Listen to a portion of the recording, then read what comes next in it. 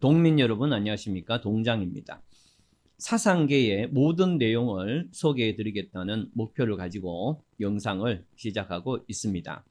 사상계는 1953년 4월부터 1970년까지 매월 발간이 됐던 책인데요. 그런데 사상계가 1953년 4월에 처음 발간됐다 이렇게 얘기하지만 실질적으로 사상계의 기원은 1952년 9월부터 10월, 11월, 12월 이렇게 4개월간 발간됐던 사상의 그 기원이 있습니다. 이 사상계의 기원을 1952년 발간됐던 사상에 둘 수 있느냐에 대해서 논란이 있지만 저번 영상에서 제가 충분히 설명을 드렸고, 그래서 사상계에 대한 모든 내용을 소개시켜 드리는 이 영상에서는 사상이라는 책부터 소개를 해드립니다. 이 사상이라는 책은 1952년 6.25 중이죠. 1952년 부산에서 출간을 시작을 했는데요. 9월 달에 처음 사상을 만들면서 창간사라는 것을 싣게 됩니다. 이 창간사의 명의는 이교성이라는 분으로 되어 있고, 실질적으로 사상의 발행인도 이교성이라는 명의로 되어 있습니다. 그런데 이 이교성이라는 분은 실질적으로 사상에서 아무 역할을 하지 않은 분이고, 단순히 사상이라는 책이 관청에서 발행된 것을 회피하기 위해서, 그러니까 최대한 관청의 입김을 피하기 위해서 민간인을 발행으로 두고, 민간인을 발행으로 할 때 이교성이라는 분의 명의를 빌려온 것 뿐입니다.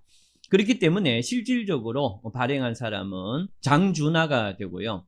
거기다가 창간사 역시 이교성이라는 분의 이름으로 되어 있지만, 장준하와 함께 사상을 준비했던 서영훈이라는 분이 실질적으로 이 창간사를 작성을 했습니다. 그런데 이 창간사는 단순히 사상 혹은 사상계의 시작으로서 창간사가 의미가 있는 것 넘어서, 이 창간사에는 해방된 이후 7년 후에 그 당시 사람들이 갖고 있었던 일제강점기, 그 다음 해방 직후 6.25까지의 관점, 이것을 알 수 있는 좋은 기회도 될 수 있을 겁니다. 어쨌든 간에 이 창간사는 그 명의가 이교성이라고 되어 있는데요. 이 이교성이라는 사람은 일제강점기 때 보통학교 교장 등을 역임했습니다. 그러니까 요즘으로 치면은 초등학교 교장이 되겠죠. 그런데 1952년 당시에는 국회의원의 지위를 갖고 있었습니다. 그런 다음에 제가 알기로는 1953년쯤에 사망을 했다는 걸로 알고 있는데, 이분은 사상 혹은 사상계와 거의 연관성이 없습니다. 그 다음에 장준하라는 분은 저번 영상에 설명드렸고, 이 서영훈이라는 분이 있는데, 서영훈이라는 분이 누군가 이렇게 생각을 하시는 분이 많을지 모르겠는데요. 한 3, 40대까지만 해도 서영훈이라는 분의 이름을 여러분들이 굉장히 많이 들었습니다.